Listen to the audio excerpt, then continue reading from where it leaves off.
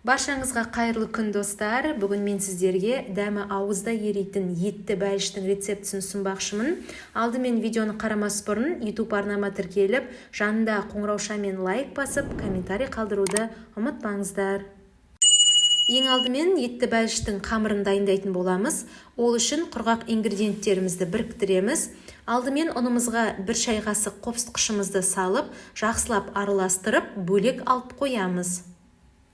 Кейін бөлек таза ыдысымызға 82-5% сары майымызды толықтай ертіп, суытып барып құямыз.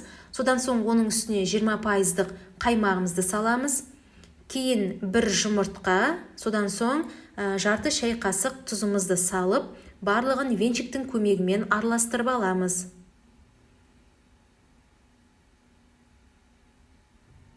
Мінекей енді барлығын толық араластырып болғаннан кейін ұнымызды біртіндеп саламыз. Венчикпен басында осылай араластырып алып, кейін қолымызбен жақсылап қамыр илейміз. Қамырымыз өте жұмсақ болып шығады.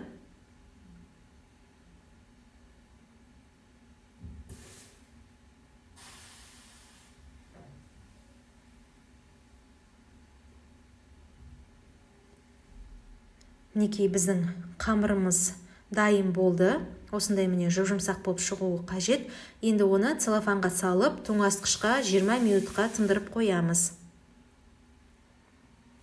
Енді қазір осы етті бәліштің салмасын дайындайтын боламыз.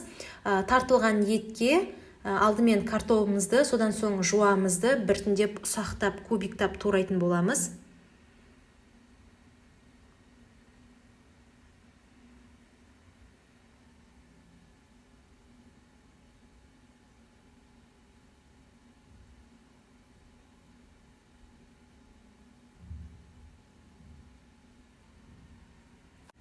Мінекей енді осы салмамызға тұзымыз бен бұршымызды татымына қарай салып, жақсылап араластырамыз.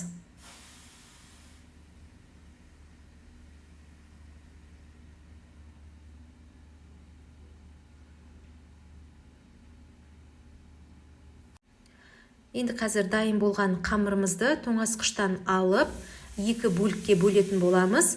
Бір бөлігін сәл үлкендеу қылып аласыздар, себебі ол астыңғы бөлігіне жайылатын болады. Мінекей видеода көрсеткендей.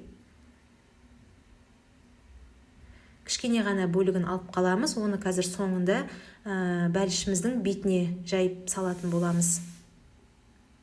Осылай ұн себелеп отырып, қамырымызды домалақтап, өте қатты да, өте жұқа да болмауы қажет, орташа қалыңдықта жайып аламыз.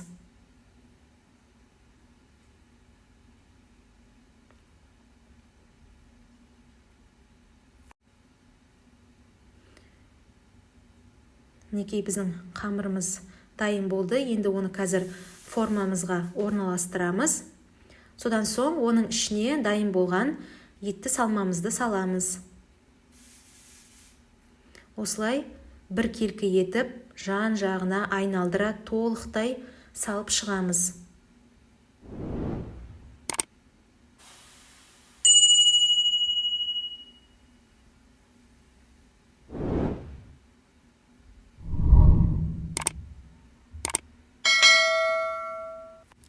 Енді осының үстіне қамырымыздың екінші бөлігін жайып, бір-біріне беттестіреміз. Содан соң шеттерін осылайша бір-біріне жабыстырып қосамыз. Содан соң әдемілеп шеттерін барлығын өрнектейміз. Содан соң ауа шығатындай етіп қамырымыздың үстін шанышқының көмегімен тесіп шығамыз.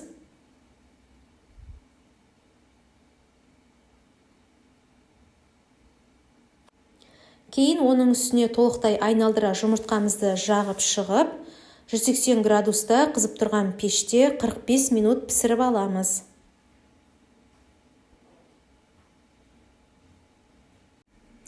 Мінекей біздің етті бәлішіміз дайын болды. Қамыры өте жұмсақ болып шығады.